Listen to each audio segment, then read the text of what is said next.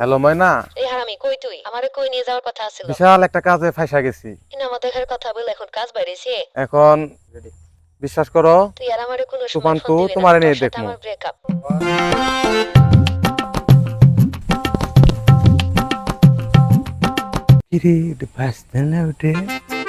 জলে রইয়া রইয়া রে, জলে রইয়া রইয়া। আরে বাচ্চা, আসসালামু আলাইকুম।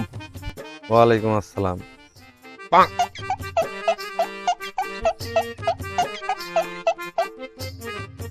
জলে কই, সবই তো ঠিকই আছে। চাচা কি কমু আর?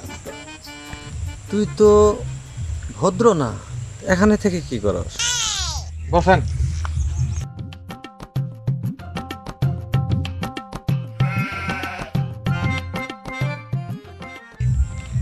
এখন ক। চাচা আর কি কমু, আম্মা তুমি কটা দিয়ে চাইছিলাম, আম্মা দিল না, একদম মানে না করছে। কি করবো আর? চাচা টাকা আপনার কাছে আছে?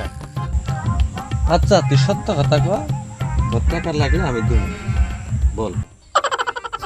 সত্য কথা কইলে তো বিপদ, যা কয়ে ফেলাই। চাচা ময়না বসে আছে, তুফান সিনেমা দেখতে গেলাম আমি।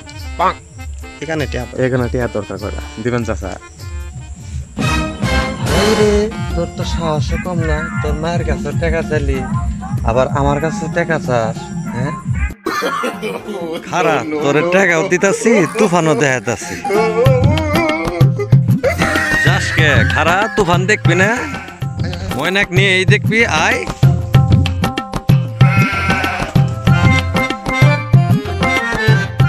তোরে তুফান দেখাইলাম নি, গেলি কে?